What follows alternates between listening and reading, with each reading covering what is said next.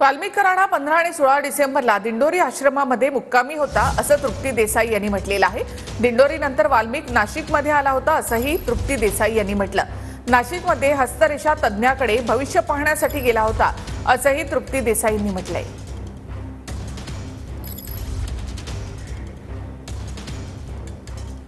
वाल्मिक कराड हा फरार असताना दिंडोरीच्या आश्रमात 15 आणि 16 डिसेंबरला मुक्कामाला होता।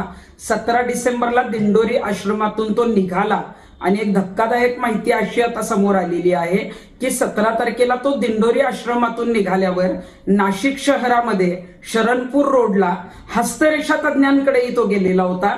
हस्तरेषा तज्ञांकडे आपले भविष्य बघण्यासाठी तो गेलेला होता आणि एकतर खंडण्या मागायच्या, दुसऱ्यांचे आयुष्य उद्ध्वस्त करायची आणि आपलं भविष्य कसं चांगलं आहे, पुढे आपल्या भविष्यात काय आहे हे बघायला हस्तरेषा तज्ञांकडे जायचं। एवढं गुन्हेगारी मानसिकता किंवा क्रूरता येते कुठून?